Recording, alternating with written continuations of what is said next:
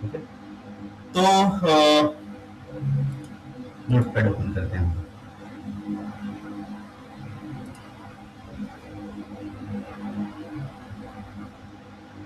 जिसके अंदर हम लोग कुछ रूल्स समझ के लेने वाले हैं, क्योंकि अभी हम लोग बेसिकली अगर देखा जाए तो सलिनी मैडम, अदिति मैडम, बहुत सारे लोग, हम लोग 5-6 महीने का जर्नी स्टार्ट करने वाले हैं। तो हमें एक रूल बनाना पड़ेगा कि इस रूल के साथ हमें जाना है, और उस रूल से अगर हम लोग सारी चीजें फॉलो करते हैं तो हम लोग 6 महीने के बाद कुछ ना कुछ तो अचीव कर पाएंगे, जिसके अंदर प्ले राइट रहेगा, एपीआई ऑटोमेशन रहेगा, वेब ऑटोमेशन रहेगा। जिसका मतलब क्या कि आज अगर आप मैनुअल टेस्टिंग कर रहे हो या फिर अगर आप सेलेनियम विद जावा की टेस्टिंग कर रहे हो, 6 महीने के बाद आप खुद को अच्छे पोजीशन पे क्या कर सकते हो, एक्सपेक्ट कर सकते हो। तो उसके लिए वो तो डायरेक्टली होगा नहीं कि मैं यहाँ से आपको लेक्चर बताऊंगा और आप जस्ट लेक्चर अटेंड करोगे, तो वो पॉसिबल नहीं होगा। ठीक है, तो उसके लिए हमें कुछ रूल्स लगा के लेने पड़ेंगे। उस रूल्स को अगर हम लोग फॉलो करेंगे तो हम लोग अच्छी तरह से चीजों को अचीव कर सकते हैं। ठीक है, तो सबसे पहला वाला रूल जो हमारा बनेगा वो रहेगा कि हमें क्लास मिस नहीं करना है। ठीक है, मिस क्लास। ओके, तो अगर आप क्लास मिस करोगे तो बेसिकली ये मैं क्यों बोल रहा हूँ, रिकॉर्डिंग तो मैं देने वाला हूँ, लेकिन रिकॉर्डिंग की कुछ गारंटी मेरे तरफ से मैं नहीं दूंगा। ठीक है, तो क्यों ऐसा क्यों करेंगे हम लोग, उसके पीछे रीजन है। मुझे रिकॉर्डिंग करने के लिए कुछ इश्यू नहीं है। अगर हम लोग रिकॉर्डिंग देते हैं तो आपने भी देखा रहेगा कि मैं ऐसा नहीं बोल रहा कि मैं सबसे अच्छा इंस्ट्रक्टर हूँ, मुझसे अच्छे इंस्ट्रक्टर भी यूट्यूब पे अवेलेबल है, और फिर भी बहुत सारे लोग वो नहीं देख पाते, मतलब हम लोग सारी चीजें नहीं देख पाते। तो हमें खुद को रूल लगा के लेना पड़ेगा कि हर दिन हमें लेक्चर अटेंड करना है। ठीक है, और रिकॉर्डिंग की एक्सपेक्टेशन नहीं रखनी है। अगर कुछ नहीं समझता है मुझे पूछो, मैं वापस से सिखा दूंगा। ठीक है, मैं रिकॉर्डिंग प्रोवाइड करने की कोशिश करूंगा। ठीक है, लेकिन एक्सपेक्टेशन मत रखना। ठीक है, हम लोग ट्राई करेंगे कि रिकॉर्डिंग प्रोवाइड की जाए, लेकिन एक्सपेक्टेशन मत रखना, क्योंकि अगर आप रिकॉर्डिंग के भरोसे बैठोगे तो आपके अंदर कभी भी स्किल सेट नहीं आएंगे। ठीक है, जो पुराने बैच के लोग हैं उनको मालूम है ये सारी चीजें। ठीक है, हमने पूरी की पूरी रिकॉर्डिंग नहीं प्रोवाइड करते, जो भी इंपॉर्टेंट है उसके रिकॉर्डिंग में आपको दे दूंगा। मैं ट्राई करूंगा कि मैक्सिमम रिकॉर्डिंग दूं, लेकिन मैं वापस से बोल रहा हूँ रिकॉर्डिंग भी अवेलेबल होगी, आपको क्लास में प्रेजेंट रह के सारी चीजों को अंडरस्टैंड करके लेना है। ठीक है, उसके बाद रूल नंबर 2 जो रहेगा हमारा, वो रहेगा कि आपको हर दिन, ठीक है, मैं आपको प्रॉमिस क्या कर रहा हूं कि आप 6 महीने के बाद अच्छी पोजीशन पे जाओगे, आपका पैकेज जो रहेगा वो अच्छा बढ़ेगा, क्योंकि मार्केट में सच में प्लेराइट विद जेएस वाले लोगों की कमतरता है। ठीक है, क्योंकि आप अगर देखोगे, कंपेयर करोगे खुद को और फ्रेशर्स को, अगर आपके पास जावा विद सेलेनियम है, फ्रेशर तो क्लास में ही जावा विद सेलेनियम सिखा के ही भेजते हैं, और बाकी के दूसरे जितने भी क्लासेस हैं जो अपनी स्टेज इनिशियल स्टेज ले रहे हैं, ठीक है, वो भी जावा विद सेलेनियम से ही आ रहे हैं। तो आप सोच सकते हो कि मार्केट में जावा विद सेलेनियम कितने, मतलब वो जो पॉपुलैरिटी है वो बहुत ज्यादा है compare to JavaScript with Playwright. और उसके अंदर हम लोग प्रॉमिस क्या दे रहे हैं कि एपीआई ऑटोमेशन भी लेंगे। मतलब इसका मतलब क्या कि जैसे ही हमारा कोर्स कंप्लीट हो जाएगा, आप front end automation as well as back end automation दोनों चीजों को समझेंगे भी और दोनों चीजें खुद से करोगे भी। ठीक है, ये हुआ पहली बात। सेकेंड, जो भी जावास्क्रिप्ट एग्जीक्यूटर, सॉरी, जो भी जावास्क्रिप्ट के लोग करेंटली मार्केट में अवेलेबल है, वो सबसे ज्यादा रिलाय है एआई के ऊपर।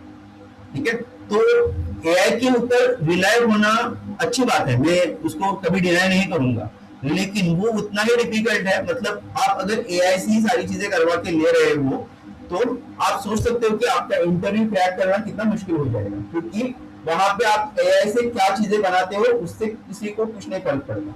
ठीक है, आपको नॉलेज क्या है, आप किस लेवल तक अंडरस्टैंडिंग करते हो चीजों की, ये चीजें मैटर करती है। तो आपको एटलीस्ट अभी ये प्रॉमिस के लिए आपको क्या प्रॉमिस करना पड़ेगा कि जो भी हम लोग आज लेंगे, ठीक है, आज मतलब आज के दिन ही उसको कंसीडर नहीं करना है, कल लेंगे, परसों लेंगे। ठीक है, तो जो भी चीजें हम लोग लेंगे उसको बिफोर क्लास 30 मिनट रिवाइज करके हम लोग 1 घंटे का क्लास लेंगे, 30 मिनट आप अपने दे सकते हो। ठीक है, तो दिन में अगर आप 30 मिनट उसको रिवाइज करके आओगे तो क्या होगा कि बेसिकली जो पहला लेक्चर रहेगा वो बेस रहेगा सेकेंड लेक्चर का, राइट।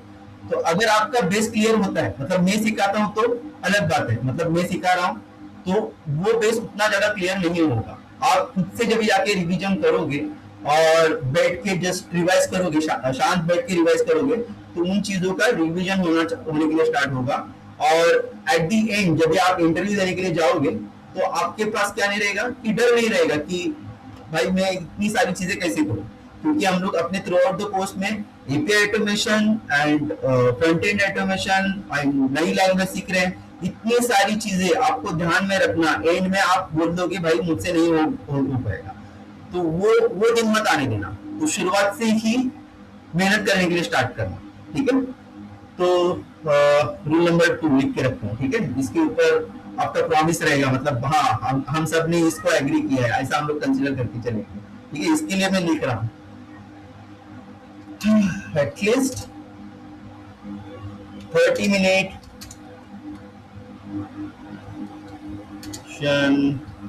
रिक्वायर्ड बिफोर लेक्चर, ठीक है। अभी रूल नंबर 3, ठीक है। ये स्क्रीन शेयर नहीं है। हाँ, स्क्रीन शेयर नहीं किया मैंने, अरे यार ठीक है सॉरी, ठीक है। ये हुआ एटलीस्ट 30 मिनट हमें रिवीजन करना है बिफोर लेक्चर, ठीक है। ये क्या हुआ थ्योरी पार्ट के लिए, आपको थ्योरी देख के समझ में आती है। बहुत सारे लोगों का प्रॉब्लम क्या होता है कि थ्योरी ही समझ में नहीं आती। अगर थ्योरी समझ में नहीं आएगी तो आप इंटरव्यू प्रॉपरली दे नहीं पाओगे, उसको एक्सप्लेन नहीं कर पाओगे, इंटरव्यूअर को एक्सप्लेन नहीं कर पाओगे।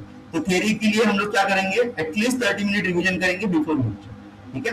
उसके बाद ये हुआ बिफोर लेक्चर। आफ्टर लेक्चर मतलब लेक्चर खत्म होने के बाद अगर आपके पास टाइम है, मतलब आपका जॉब जो है वो सुबह अर्ली मॉर्निंग नहीं है, आप लेट जा सकते हो या फिर आप थोड़ा सा रुक सकते हो रात को, तो 15 से 20 मिनट के लिए एटलीस्ट एक प्रोग्राम ट्राई करना, क्योंकि जितना इंपॉर्टेंट ये है, ठीक है। लोग क्या करते जाते हैं, ये पक्का करते जाते हैं। दूसरी चीज जो है मेन कोडिंग, जिसके लिए हम लोग देख रहे हैं और जिसके लिए लोगों के मन में बहुत बड़ा डर है कि भाई मैं कैसे करूंगा कोडिंग।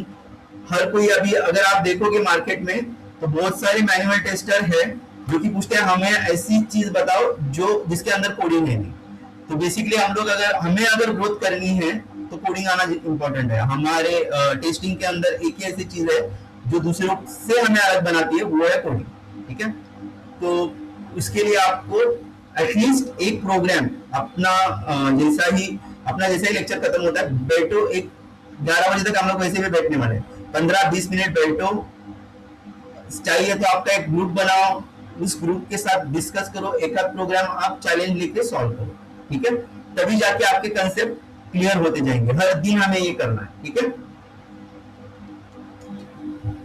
आफ्टर लेक्चर एटलीस्ट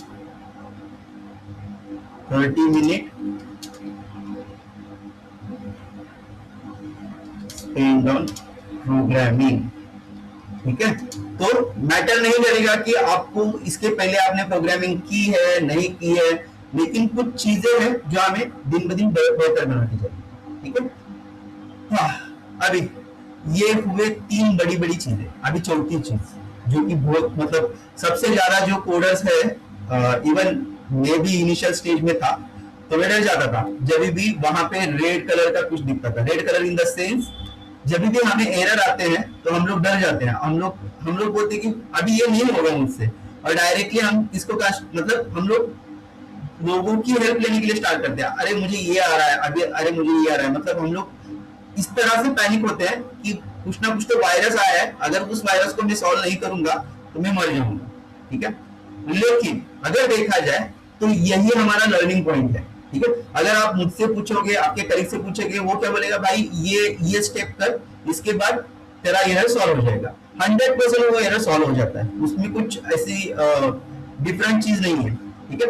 लेकिन अगर आप खुद से उस एरर को समझोगे, अगर आप खुद से उस एरर को सॉल्व करने के लिए जाओगे तो क्या होगा कि आप उस एरर के स्टेप, मतलब जो भी उस एरर को सॉल्व करने के स्टेप्स है उसको तो आप अंडरस्टैंड करोगे, लेकिन उसके साथ और 5-6 चीजें सीखोगे जो कि दूसरे एरर के लिए भी आपको हेल्पफुल रहेगी।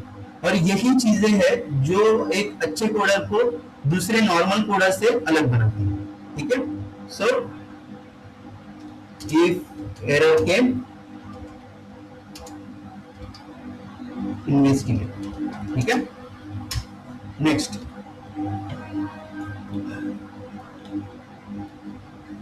अभी हम लोग, आपने तो देखा है कि हमने गिट के लेक्चर देखे, उसके बाद हमने डेटाबेस के लेक्चर देखे, पिछले वाले बैच में भी वो सारी चीजें देखी है।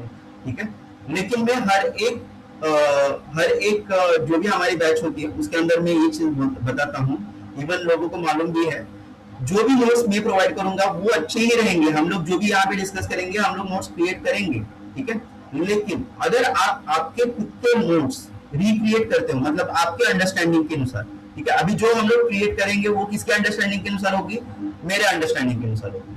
जैसे ही आप खुद उसको रीड करोगे और आप बोलोगे कि हाँ इसको और ब्रीफली हमें लिखना है, अगर इसको मैं और अच्छी तरह से लिखूंगा तो ये मुझे आंसर के लिए प्रेफर करेगा, या फिर मैं इसको और शॉर्ट में लिखूंगा तो मेरी नोट्स छोटी हो जाएगी, मुझे रिवाइज करने के लिए हेल्प हो जाएगी। तो इस तरह से आप सोच के रिक्रिएट कर सकते हो आपके खुद के नोट्स। ठीक है, जो कि आपको हेल्प करेंगे इंटरव्यू आपका जो भी इंटरव्यू रहेगा उसके दौरान आपको रियली हेल्प करेंगे। ठीक है, तो ये हमारा 5वां पॉइंट रहेगा, रिक्रिएट योर ओन नोट्स। ठीक है,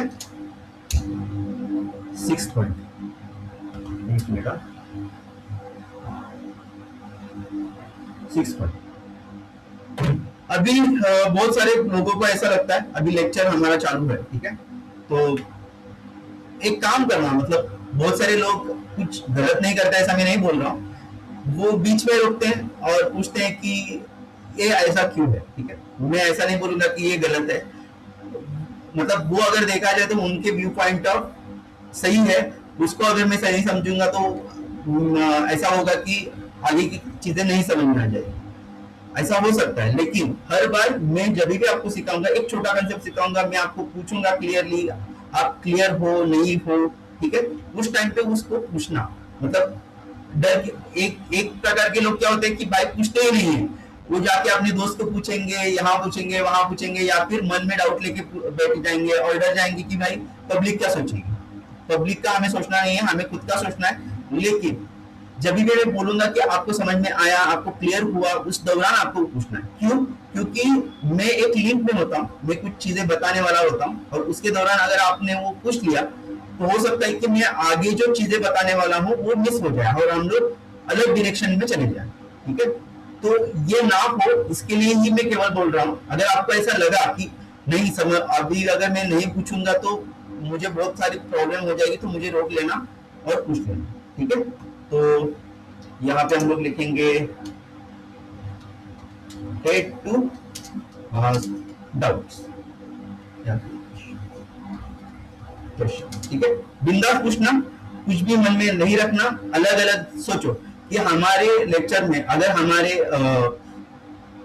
क्लास में 4 या 5 बच्चे हैं, ठीक है, कोई फ्रेशर रहेगा, कोई मैनुअल टेस्टिंग से आया रहेगा, कोई जावा से आया रहेगा, कोई जेएस मालूम है लेकिन उसको रिवाइज करना है, इस तरह के लोग रहेंगे। ठीक है, तो आप खुद को दूसरों से कंपेयर मत करना। ठीक है, अगर आप दूसरों से कंपेयर करोगे तो उसकी समझने की स्टैंडर्ड अलग है, आपकी समझने की स्टैंडर्ड अलग है। अगर आप कंपेयर करते रहोगे तो आप पीछे रहोगे। आपको किसके साथ कंपेयर करना है? खुद को किसके साथ करना है? खुद के साथ करना है। ठीक है, हम जो कल है, मतलब कल थे, वो आज नहीं होनी चाहिए। मतलब इसका मतलब क्या कि हमने जो कल सीखा है उसके अंदर प्लस होना चाहिए, माइनस नहीं होना चाहिए। अगर ये हो रहा है तो आप दुनिया से बेहतर हो। ठीक है, इस चीज को मान के चलना। ठीक है, क्लियर? सो हमारा 7th पॉइंट रहेगा कि don't compare self with other. ठीक है, 7 पॉइंट हो भी है। ठीक है, लास्ट पॉइंट है, ज्यादा बोर नहीं करूंगा। ठीक है, सो लास्ट वाला पॉइंट है, बहुत सारे लोग क्या करेंगे कि मोबाइल देखेंगे, मोबाइल के ऊपर जाके जावास्क्रिप्ट की वीडियो देखेंगे, या फिर मोबाइल के अंदर कुछ जावा का कुछ कंपाइलर वगैरह डाउनलोड करके उसके अंदर प्रोग्राम लिखेंगे और उसको एग्जीक्यूट करने के लिए ट्राई करेंगे, तो ऐसा मत करिए, ठीक है? क्योंकि वहां से नजदीक वाली जो दुनिया है वो इंस्टाग्राम की दुनिया है, तो वहां से आप इंस्टाग्राम वाली दुनिया में कभी चले जाओगे आपको खुद को नहीं समझेगा। आपने कुछ हवर्स डिसाइड किए होते हैं, 30 मिनट मुझे स्पेंड करना है, और ऐसा नहीं होना चाहिए कि फर्स्ट मिनट को आपके नोट्स के ऊपर और लास्ट वाला जो मिनट था वहां पे आप कुछ ना कुछ तो रील देखते हुए बैठे हो, तो ऐसा नहीं होना चाहिए। आपने अगर स्पेंड किया है, आपने बोला है कि मैं 30 मिनट स्पेंड करूंगा, उस टाइम में आपको कुछ भी नहीं करना है। और मैं अगर होता आपके जगह पे, या फिर आप अगर मुझे पूछोगे मैंने क्या किया था ये सारी चीजें सीखने के लिए, तो मैं स्ट्रेट फॉरवर्ड बोलूंगा कि मैं ऐसे चीजों को अनइंस्टॉल किया था, अभी भी मैं अनइंस्टॉल करता हूँ। अगर मुझे कुछ इंपॉर्टेंट काम करने होते हैं उस वीक के दौरान, तो उस दौरान मैं सारी चीजें अनइंस्टॉल करता हूँ, ठीक है? तो अगर आप इनको अनइंस्टॉल करोगे तो हो सकता है कि आप एक दो पर्सन को रील ना भेज पाए, ठीक है? लेकिन उससे कुछ आपके अंदर मतलब कुछ फर्क नहीं पड़ने वाला है, आपकी ग्रोथ ही होगी, आप उस टाइम को अच्छी तरह पे स्पेंड कर पाओगे। अगर कुछ करना है तो मैं तो बोलूंगा कि बेहतर आप अनइंस्टॉल कीजिए, दुनिया से अलग अलग रहिए, इन द सेंस इसके अंदर मत उलझिए, जो रियल वाली दुनिया है उसके अंदर जाइए, ठीक है? तो हम लोग 8वां पॉइंट डालेंगे, use laptop instead of mobile, ठीक है? ये हुई हमारे 8, मतलब आपसे जो मुझे चाहिए उसके बदले में मैं एक ही प्रॉमिस कर रहा हूँ, ये गलत बात है, लेकिन वो एक प्रॉमिस जो है मेरे तरफ से कि आपको अच्छी जॉब लगेगी, आप अच्छे जगह पे रहोगे, आपको अच्छी तरह से आप ऑटोमेशन कर पाओगे। ये जो मेरी प्रॉमिस है वो तभी काम करेगी जब भी आप ये 8 स्टेप फॉलो करोगे। तो मैं कोई जादूगर नहीं, मैं जब भी हमने लेक्चर स्टार्ट किया था तभी मैंने बोला था कि मैं कोई जादूगर नहीं हूँ। हम लोग 5-6 महीने काम, मतलब 5-6 महीने हम लोग चीजों को सीखने वाले हैं और तभी जाके हमें वो चीजें समझ में आ जाएगी, ठीक है? क्लियर यहां तक? ठीक है, let me create our notes now, ठीक है? न्यू अभी आ गया पब्लिशर आवर जावास्क्रिप्ट,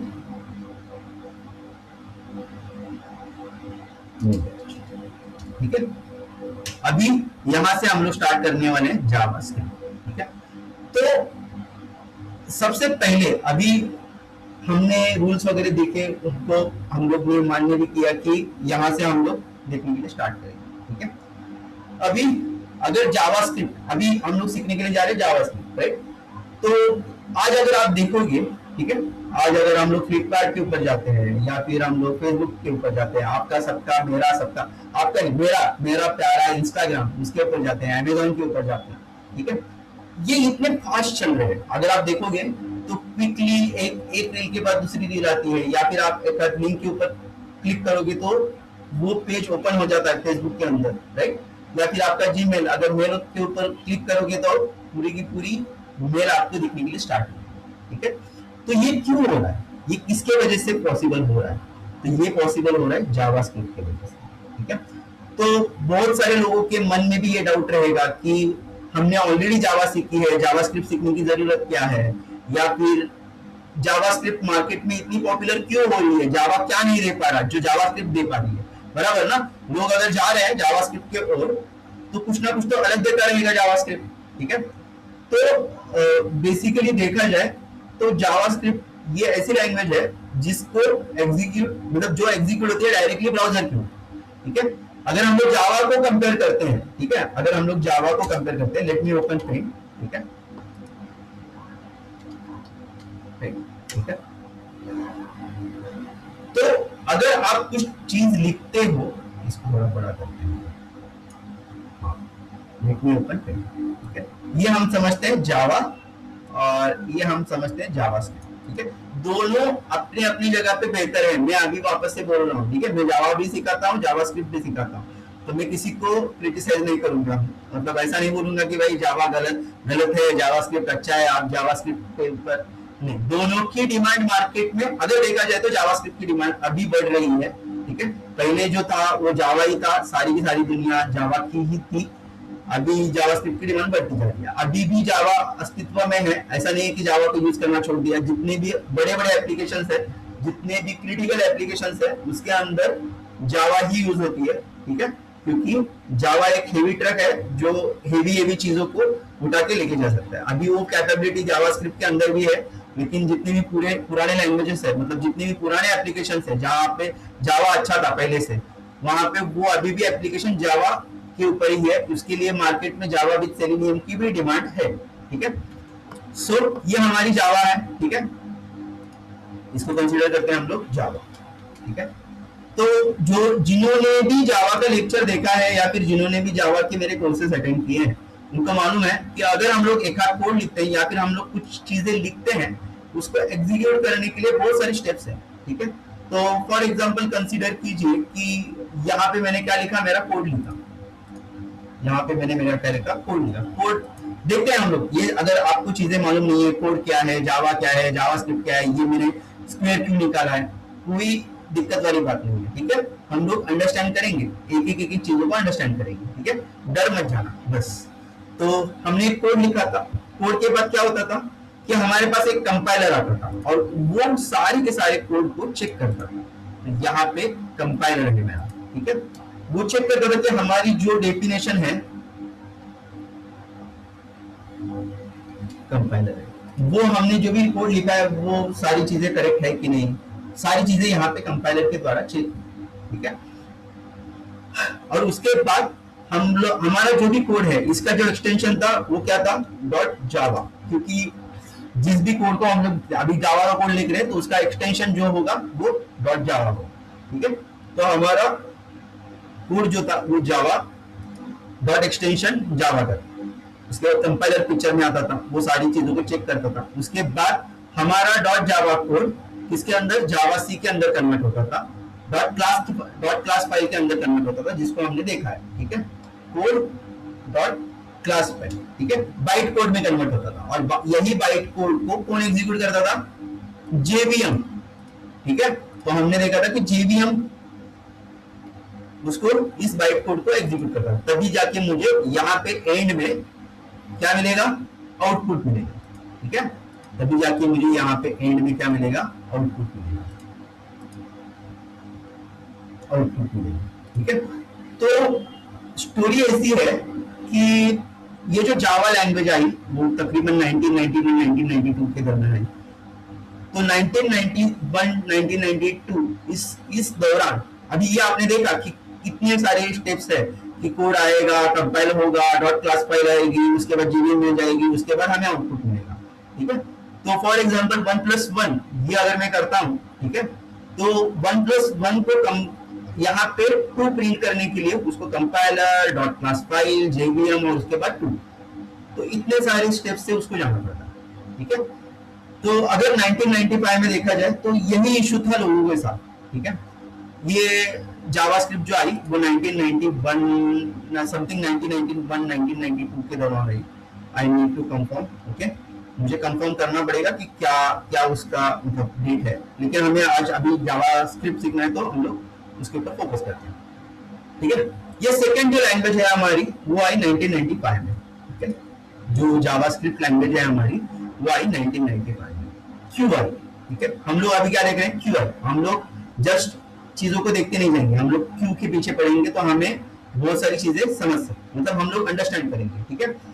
तो अगर जावास्क्रिप्ट के बारे में देखा जाए तो नेक्सप्रेस नाम की एक कंपनी थी, उनको मतलब इसके पहले 1995 के पहले क्या होता था कि अगर आपका एक फॉर्म है, ठीक है, ये आपका फॉर्म है, आप आज भी हम लोग फॉर्म देखते हैं, ठीक है।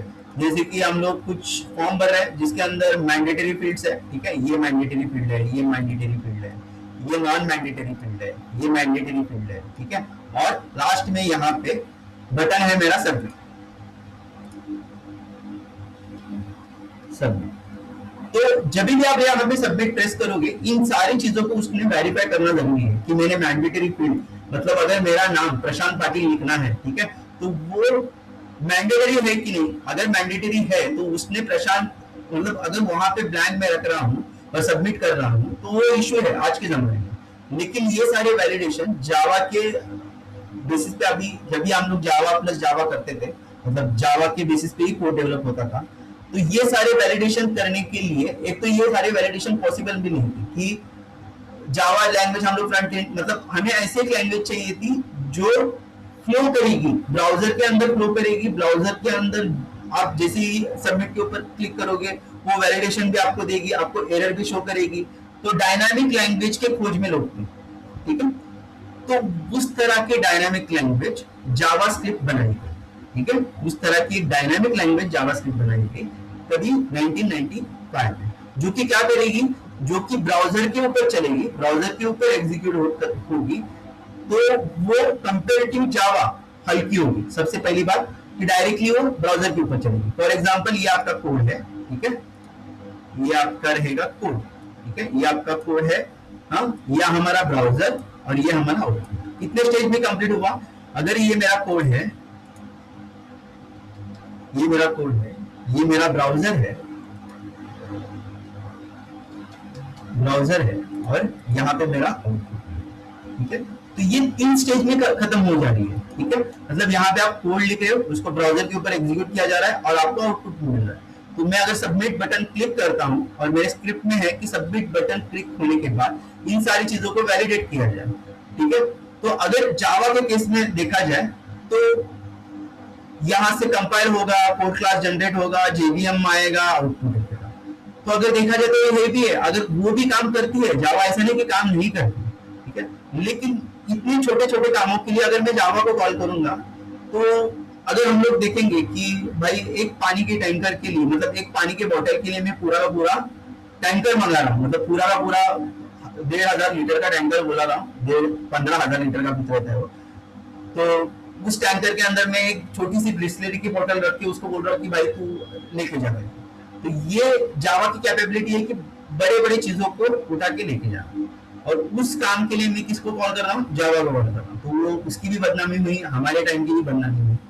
तो यहाँ पे आया पिक्चर में जेएस, जो कि क्विक रहेगी, फास्ट रहेगी और ज्यादा रिस्पॉन्सिव रहेगी। ज्यादा रिस्पॉन्सिव मतलब जावा भी रिस्पॉन्सिबल है, लेकिन जावास्क्रिप्ट का अगर देखा जाए तो 3 स्टेप में एग्जीक्यूशन होने के लिए स्टार्ट हुआ, और सबमिट बटन स्टार्ट, मतलब सबमिट के ऊपर क्लिक करने के बाद सबमिट और उसके वैलिडेशन भी लगने के लिए स्टार्ट हुआ। लेकिन ये किसके लिए सीमित था? नेक्स्ट स्पेस के लिए। तो 1995 में एक जो साइंटिस्ट था, ठीक है, ब्रैंडन ईच, ठीक है, ब्रैंडन ईच नाम का साइंटिस्ट था। तो उस साइंटिस्ट ने इस लैंग्वेज को 10 डेज में क्रिएट किया है, और उसके बाद उनके जो ये डायनामिक जैसे कि बोला कि dynamic validation and all browser के ऊपर वो चलने के लिए स्टार्ट हो, ठीक है। लेकिन ये काफी था क्या? ये किसके लिए था? खाली नेक्स्ट स्पेस के लिए, ठीक है। इसका सबसे पहला वाला नाम था मोचा। मोचा, अगर हम लोग ये मोचा नाम सुनेंगे तो 101% इस लैंग्वेज को कोई नहीं लेगा, ठीक है। तो उनको भी वही लगा, मार्केटिंग स्ट्रेटेजी थी, ठीक है। सबसे पहला नाम था मोचा। तो इसको मोचा को किसने लिया नहीं, तो इन्होंने नाम चेंज करके किया लाइव स्क्रिप्ट, ठीक है। लाइव स्क्रिप्ट से चीजें चलने लगी, लेकिन उतनी अच्छी नहीं थी। उस जमाने में हीरो था जावा, तो उस जावा के बेसिस पे इन्होंने नाम रखा जावास्क्रिप्ट मार्केटिंग के, ठीक है। तो ये नाम पड़ा उसको जावास्क्रिप्ट, ठीक है। ये इंटरव्यू में नहीं पूछा जाता है, आप अगर कॉन्सेंट्रेट तो करो तभी जाके समझेगा जावास्क्रिप्ट क्यों आई क्यों नहीं आई। लेकिन ऐसा नहीं है कि भाई इसको भी मतलब इसको भी पक्का रखना है, रखो पक्का, लेकिन जस्ट मुझे पता, ठीक है। क्लियर यहाँ तक?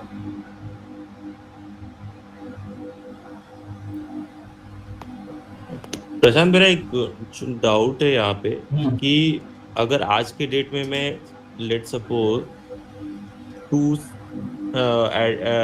नंबर्स का एडिशन के लिए मैं जावा में कोड करूँ, ठीक है, किसके लिए? उसके लिए मैं लेट सपोज मुझे 2 नंबर्स को ऐड करना है, हाँ। उसका मैंने कोड जावा में रन किया, ठीक है। तो ऑब्वियस सा बात है, मैंने कोड को सेव किया, फिर वो कंपाइल करेगा, फिर जो कोड डॉट क्लास और output at the end generate करेगा। नाउ लेट सपोज मैं सेम कोड, ठीक है, मैं सेम कोड जावास्क्रिप्ट में भी लिख रहा हूँ 2 नंबर्स को ऐड करने का, तो मोर और लेस स्ट्रक्चर तो सेम होगा ना, बिकॉज विदाउट कंपाइलेशन और रन टाइम वो कोड एग्जीक्यूट कैसे होगा, तो वो स्टेप स्किप कैसे हुआ रन यहाँ? टाइम ब्राउजर है ना, रन टाइम, यहाँ पे JVM रन टाइम है, यहाँ पे क्या है, ब्राउजर नहीं है तो ना। लेट सपोज मैंने ये सक्सेसफुली, अगर अच्छा एरर अगर आएगा तो फिर वो मेरे एरर को ब्राउजर पे डायरेक्ट शो करेगा, वो अनडिफाइंड शो करेगा या फिर एरर शो करेगा, वहां पे आपको कंपाइल एरर नहीं आएगा। ये तो जावा की खासियत है, अच्छी चीज, मतलब बड़ी बात अगर आपकी लिखनी है, बड़े प्रोजेक्ट है, कॉम्प्लेक्स है, तो वहां पे कंपाइल टाइम जो एरर हमें मिलता है वो जेएस में कहाँ पे मिलता है, तो नहीं मिलता ना।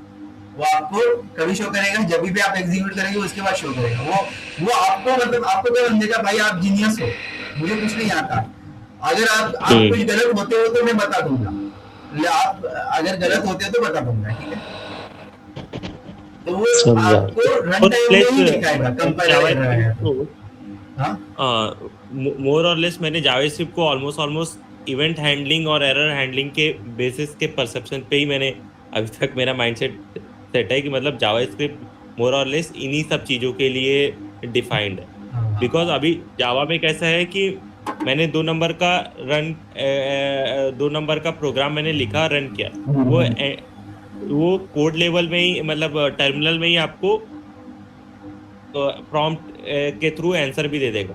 बट जावास्क्रिप्ट के में ऐसा है कि लेट सपोज कि मैं एक पर्टिकुलर चीज करने के बाद मैं यूजर को कुछ इंटेंट करना चाहता हूँ, काइंड ऑफ इवेंट, तो उसके लिए जावास्क्रिप्ट।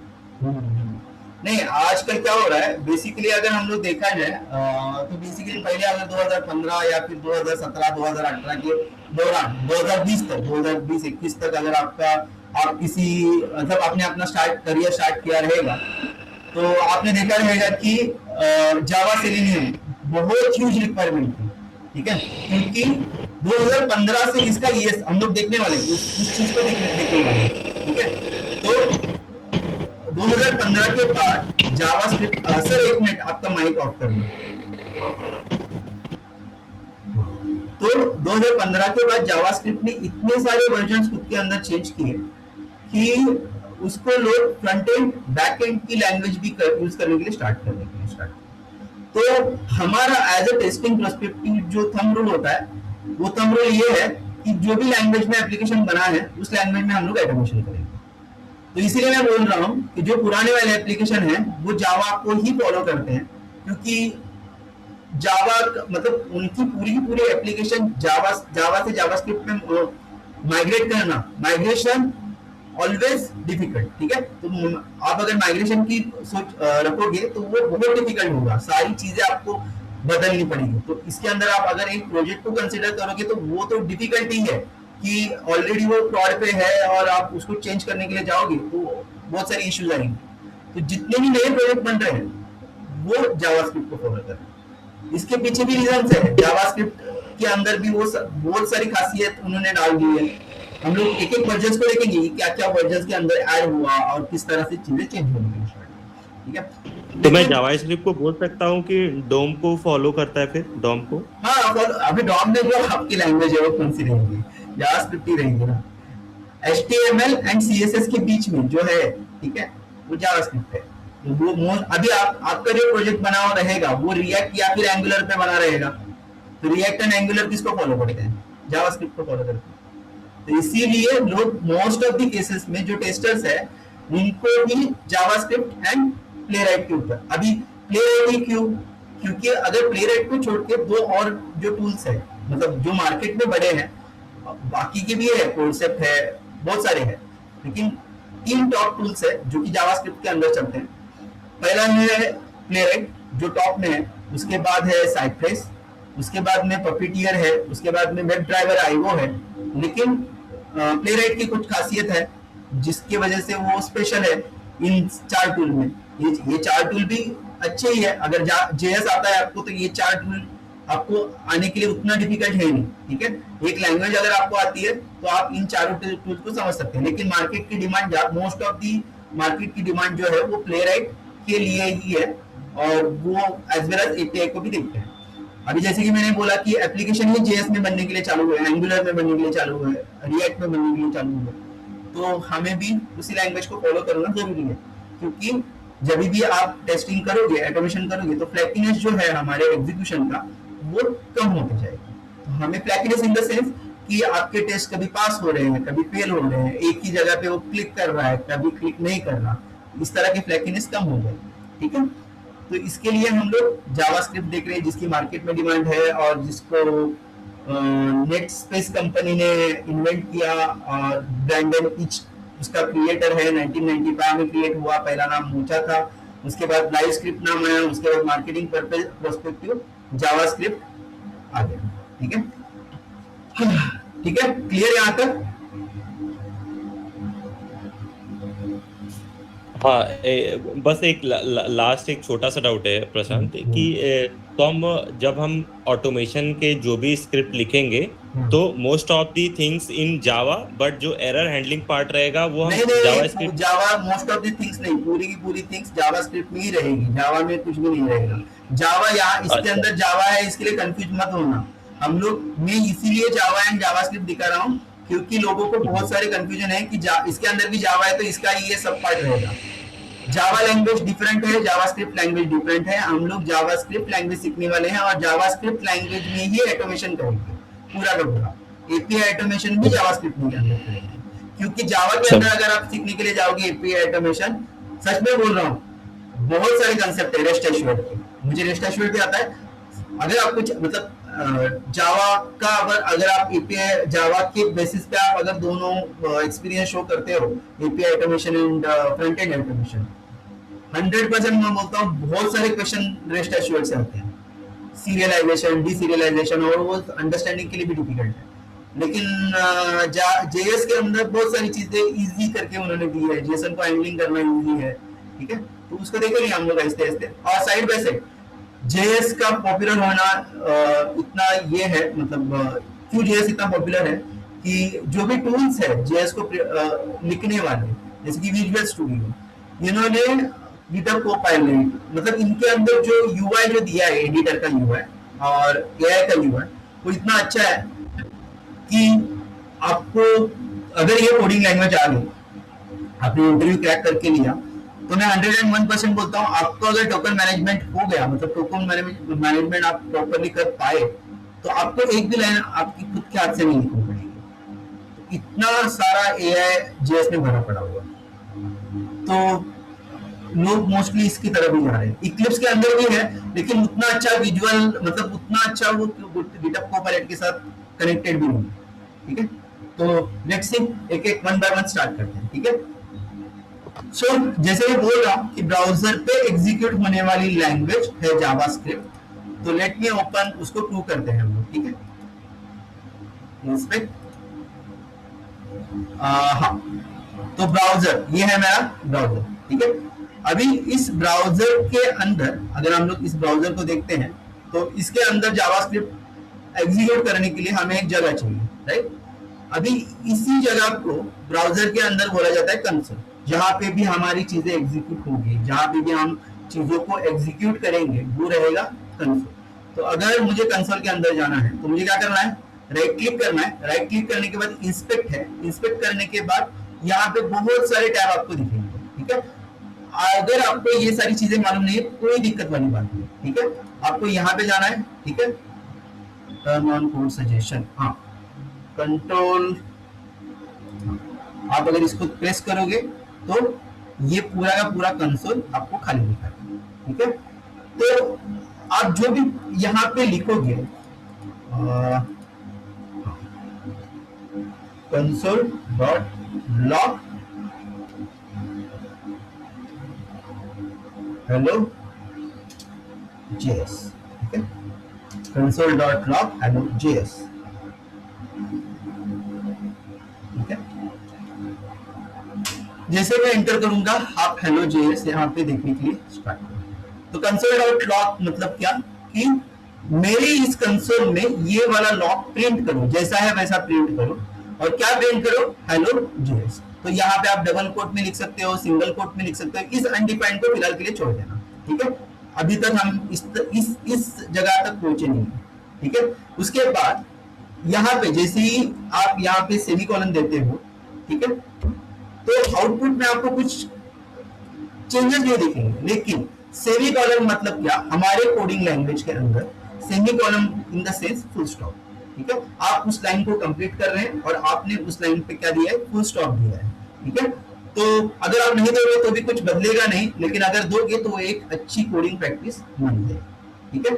उसको छोड़ के थर्ड वाली चीज, अगर आप यहाँ पे सिंगल कोड दोगे तो भी कुछ चीजें नहीं बदलेंगी, ठीक है। डबल कोड की जगह पे मैंने क्या किया, सिंगल कोड दिया और जस्ट प्रिंट किया, तो यहाँ पे आप क्या देख पा रहे हो, हेलो जीएस, ठीक है, क्लियर। तो सिंगल कोड दो नहीं दो, डबल कोड दो नहीं दो, ठीक है। तो इस तरह से आपको मेंशन करना है console.log के अंदर, और सेमीकोलन मतलब क्या, फुल स्टॉप, ठीक है। तो इस तरह से आप क्या करते हो, आपके कोड को एग्जीक्यूट करते हो, ठीक है, क्लियर।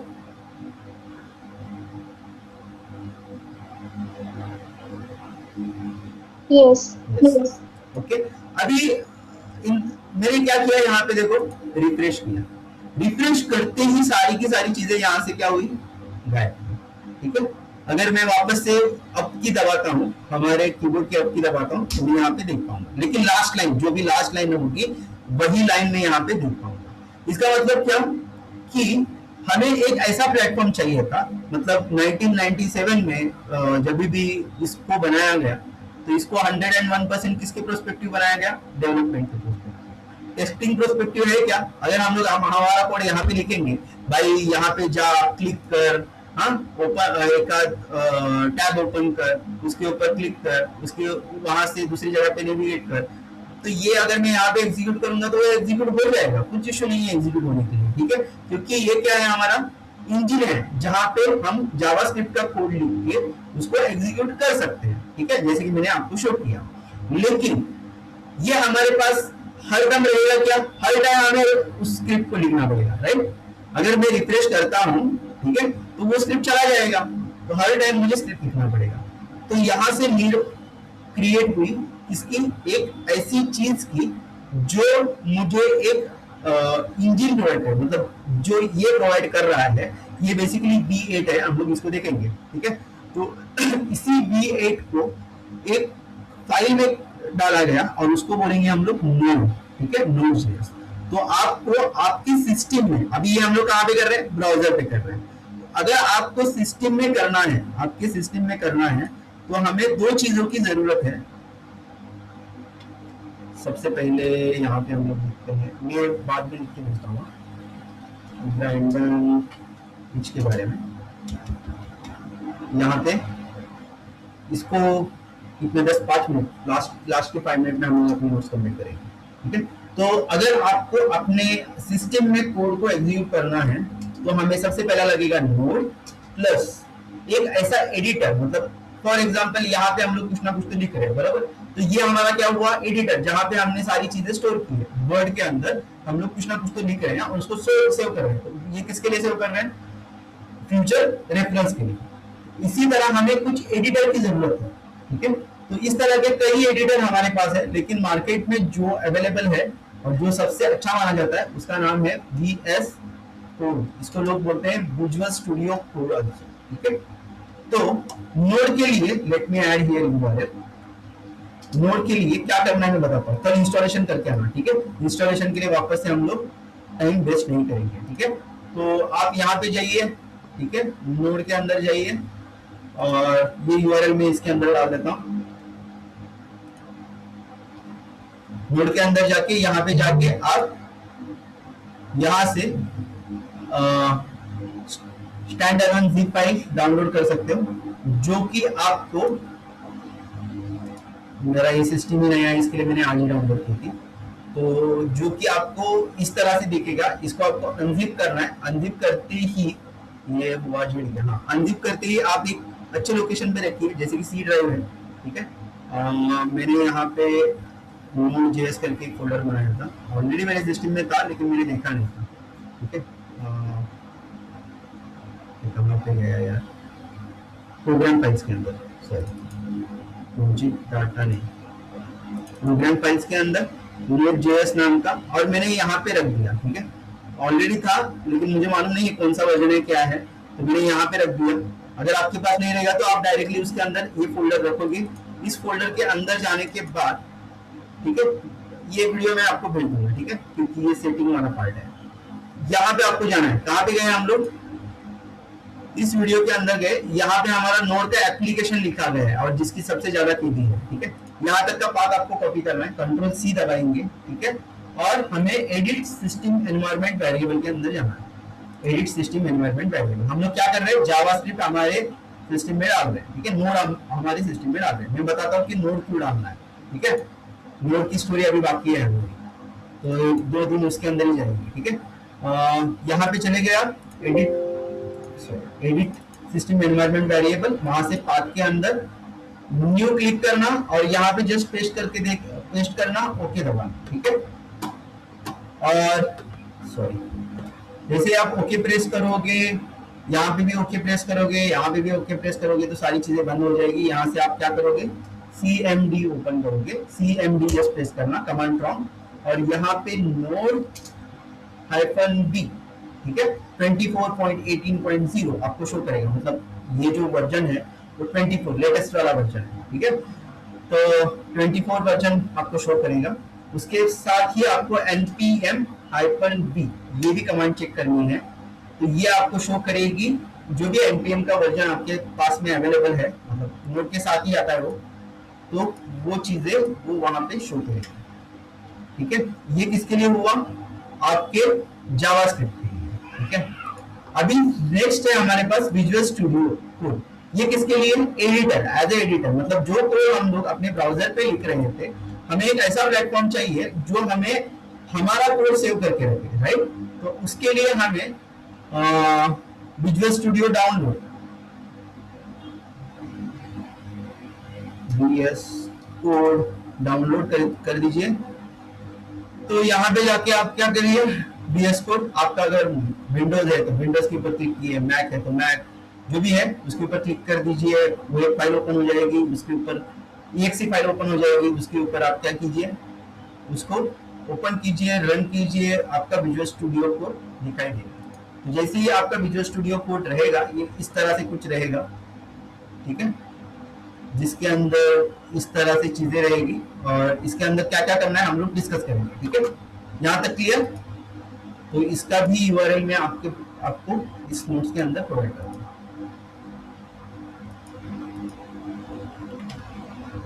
VS, ठीक है, अभी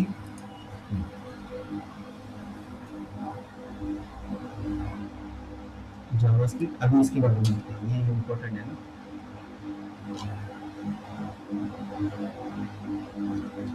Brandon each created JavaScript language in 10 days, ठीक है। हाँ, second,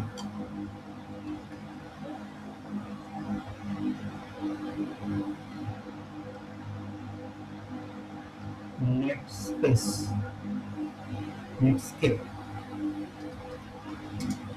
want a language which execute on browser, ठीक है।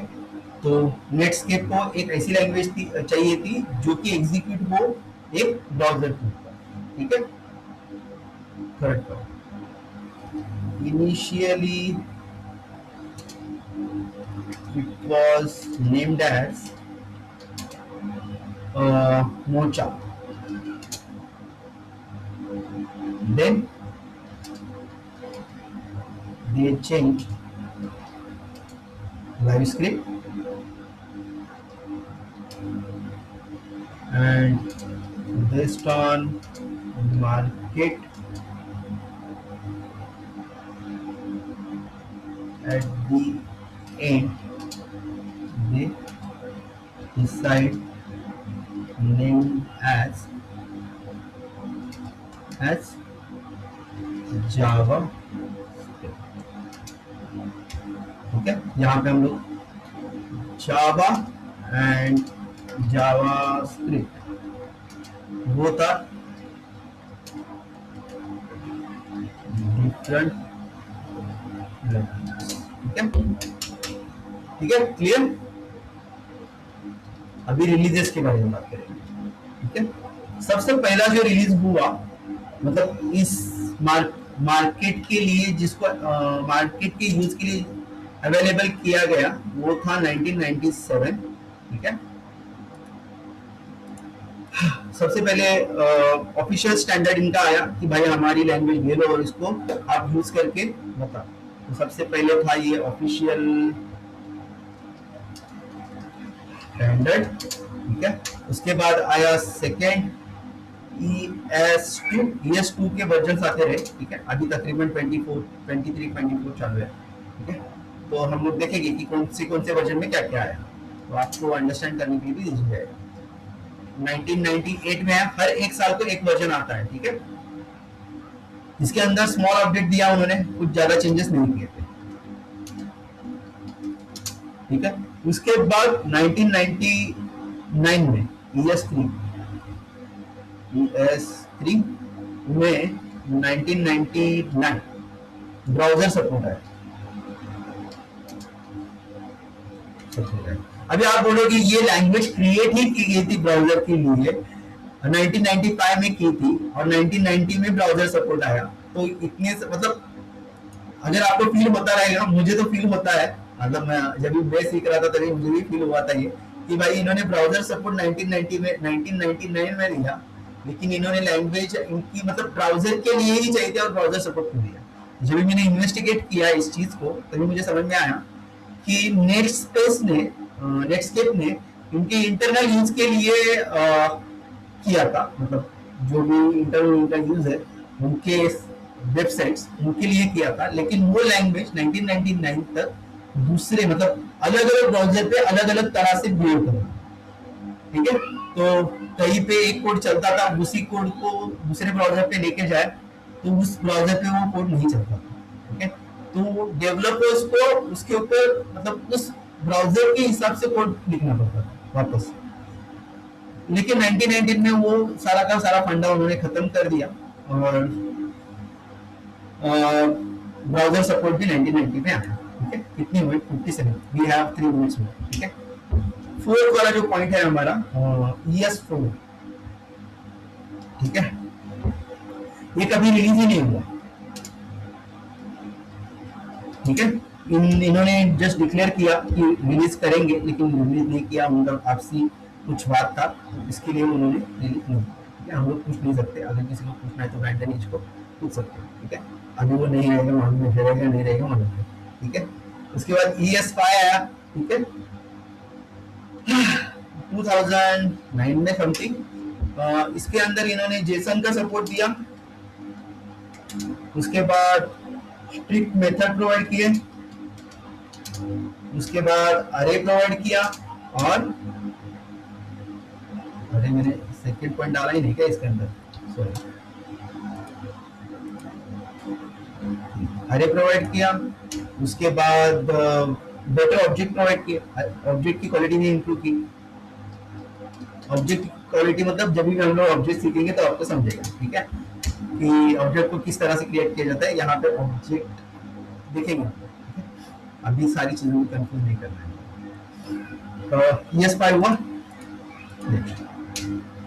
ES6 जिसने मार्केट में तूफान लाया, ठीक है। यहाँ से जावास्क्रिप्ट मार्केट में पॉपुलर होने के लिए स्टार्ट किया। ये साल था 2015 का, और इस ES6 को गेम चेंजर बोला जाता है, ठीक है। और हमारे जो क्वेश्चन है, मैंने जो सिलेबस भेजा था उसके अंदर मैंने स्पेसिफिकली मेंशन किया है कि ES6 के हम लोग फीचर्स जो है, ES6 प्लस के जो फीचर्स है उसको हम लोग देखेंगे, ठीक है, क्योंकि इसी से जावास्क्रिप्ट मार्केट में सर्वाइव करने के लिए चला। इन्होंने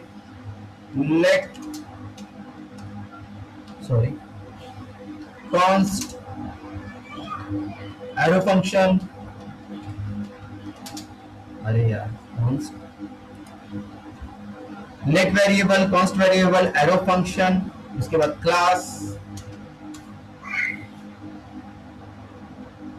उसके बाद laterals, उसके बाद promises, promise, उसके बाद पैरामीटर, डिफॉल्ट पैरामीटर यानी स्प्रेड ऑपरेटर। स्प्रेड ऑपरेटर अगर आपको मालूम होगा नहीं होगा,